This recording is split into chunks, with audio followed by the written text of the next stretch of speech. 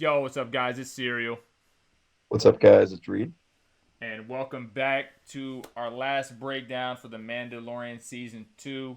We're going to be talking about the 8th episode, the season finale, and a little bit of the future, where we think season 3 is going, and the timeline for season 3, as well as some shows that are coming up. So, this is your spoiler warning. We're going to recap the big events that happened. So, by chance, if you're a couple weeks late watching the end, we're going to get into it here. So if you haven't watched it, go ahead and hop off and go ahead and watch it and then stop back in. Thank you guys for watching, and we appreciate it. We look forward to continue on doing our breakdowns for different shows coming up in the future.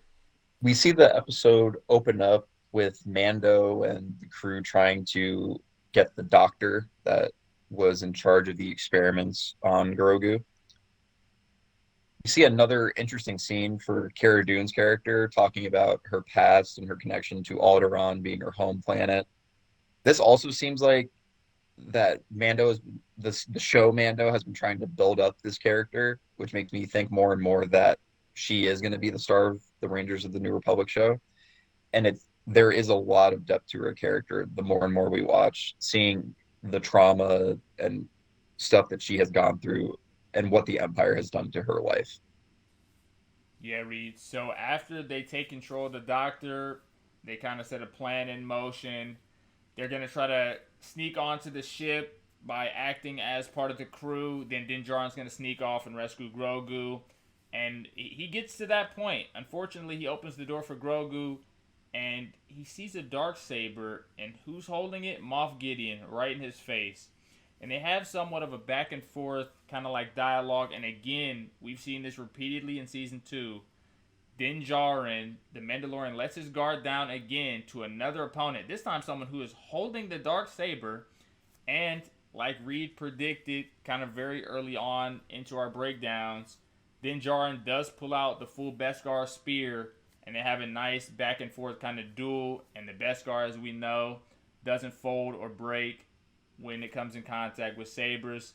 So we get a nice duel, and Din Djarin does get the best of him and takes him into custody and does rescue Grogu. But this leaves us at a very interesting point because we know, with kind of watching other Star Wars shows and knowing the history of the dark saber, you have to win it and have the pride of owning it by taking it in battle. And Din Djarin now has that, but Bo Katan needs that, and without it, she can't really, have the pride and go back to her clan and take control of Mandalore without it. So this sets up really interesting tension and kind of like what's gonna happen in the future.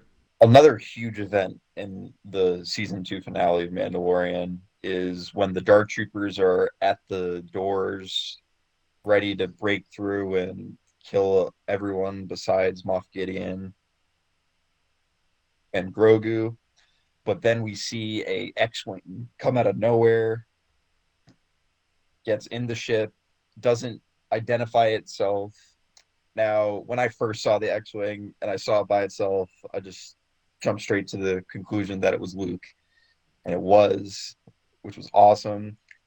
We aren't told specifically that it's Luke until a few frames after. So we see like the black cloak, then we see the green lightsaber, and then we see the black cloak holding the green lightsaber. Peyton Reed, the director for both Ant-Man movies, he directed this episode. He knew exactly what he was doing, just slowly building up for every fan to figure it out on themselves by themselves. We see that it actually is Mark Hamill. Well, it's Mark Hamill's face. They did a sort of deep fake with a body double. Um, Now, this sort of is telling me that this was a kind of a one-off event with because you can't really get away with the standing in place and just seeing lips move on the face. But it was still a great moment. It made perfect sense. He's literally searching for Jedi at this time. He's trying to rebuild the Jedi Order. Of course, he'd be seeking Grogu. We also see R2 is of course with him. R2 seems to recognize Grogu. Not sure if this is just a callback to Yoda or if there's actually some history there that we'll learn. But it's some really amazing stuff. Amazing payoff for all the Star Wars fans who have been let down for so many years with these trilogies and not living up to the hype. We finally got something, and it was just some great stuff. Yeah, Reed, with Luke showing up, that means one thing for Din Djarin and Grogu, and you can see the look on Grogu's face as he looks up at Din Djarin. They're gonna have to separate, and after this toll on us, we just saw him get rescued, and you can see Din Djarin takes his mask off voluntarily, which is huge for his character. I mean, we saw it a couple of episodes ago or last episode, but it was because he had no other choice to get Grogu back. He wanted Grogu to look at his face and kind of just see each other before they separate. We hope they reconnect again, but unfortunately, I mean, we don't know, and we're gonna have to wait a while to see. But Grogu and Din Djarin separate, and I don't know about you, Reed, but for me, it was sad. I mean, Din Djarin's eyes are tearing up. My eyes were tearing up watching it. Like their relationship has only grown stronger, especially this season. We've just seen like a really tight bond. It went from more than just caretaker. It was like a real father son, or real like friend, really close friend relationship. Building off of what you said about the scene between Grogu and Mando, I gotta say how great of a job Pedro Pascal did this season. Any time that he took off the mask, he like couldn't have done a better job like expressing his discomfort, his feeling toward Grogu. Like he's really proven how much of a job, how much of a great job that you can do behind a mask and still be able to act and inflect in a way that drives so much emotion from an audience. At the very end of the episode, we get the token Marvel post credit scene, but for Star Wars this time. We cut back to Jabba's palace on Tatooine, where Boba Fett and Fennec Shand take over Jabba's hut after killing Bib Fortuna, who had became the hut after Jabba's passing, it seemed.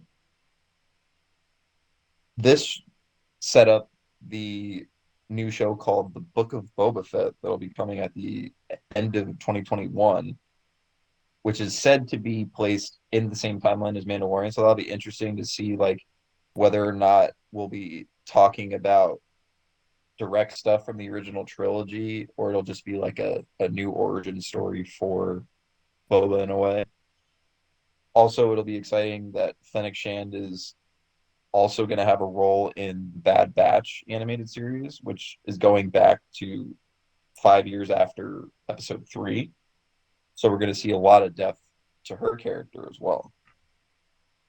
Yeah, Reed, I'm really looking forward to that Boba Fett series. Also, it was cool seeing him take the hut back. Also, we got the Ahsoka series that's coming up, and we also have Rangers and the Obi-Wan Kenobi series. So a ton of more Star Wars stuff is coming that I'm sure we're both really looking forward to covering and just watching as the universe of Star Wars kind of expands on a similar path that Marvel was going for. So they kind of really set the stage and are writing a new blueprint, it seems, for big shows and series out there to kind of like expand and grow and have TV shows and movies and then all come back for big collabs. So I know I speak for the both of us when I say we both really enjoyed season two. It was right there where we thought season one was. We had some great fan service moments. We had some good emotion from Din Djarin, Pascal, and it was nice to see some of the flashback spots from past Star Wars and also Luke Skywalker at the end. So we both really enjoyed season two, and I know we're really looking forward to season three, even if it is a little farther away than we had hoped. Again, thank you guys for watching the breakdown videos that we've done this year. We really appreciate it, and we look forward to continuing doing these and continuing your guys' support. So thank you guys so much for watching. Have a great day.